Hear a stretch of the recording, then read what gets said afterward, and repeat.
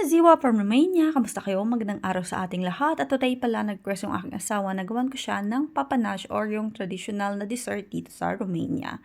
Yung kanyang ingredients dyan is yung cheese ng Romanian, tapos 2 egg, ihalo-halo lang natin yan, lagyan ng asin, at maglagay rin tayo dyan ng sugar na ganyan 2. Then, naglagay rin ako dyan ng essence ng lemon tsaka ng vanilla. Amastikat lang natin yan ng mabuti at huwag kalimutan na maglagay rin ng 3 kutsara ng faina or ng harina. Then another one is i-amistikat lang natin siya ng mabuti at bilog-bilugin na parang ganyan. Depende rin sa inyo kung gaano kalalaki yung gagawin nyo na dough.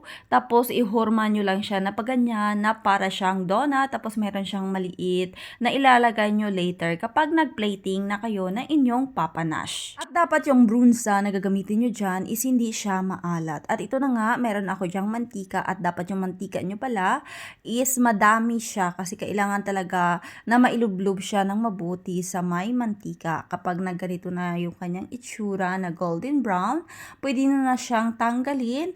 Then ilagay nyo na ulit yung another batch ng inyong papanash. O diba, para lang talaga siyang donut. So I have 3 pieces pa na ilalagay dito sa aking olay or sa my oil. Meron din pala ang iba't ibang way ng paggawa nitong papanash na traditional na dessert at yung iba is nilalagyan talaga nila ng twist para mas lalo pang mapasarap at maging attractive yung kanilang pag-plate sa ganitong uri ng dessert kasi nga 'di ba ito yung kanilang traditional na dessert at ito rin yung pinagmamalaki talaga ng aking asawa.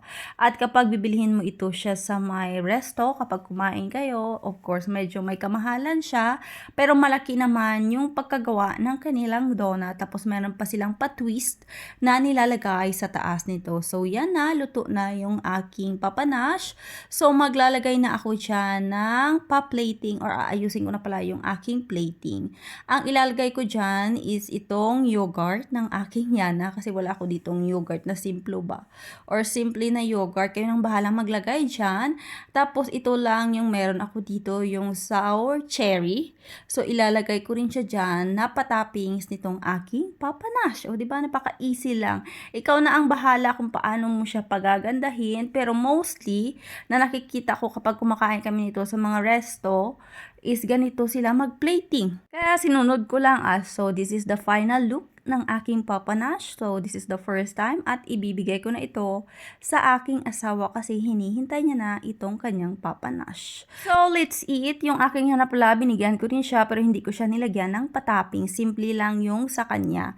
Tapos yung lasa na is para siyang maasim-asim na manamis-namis na masarap.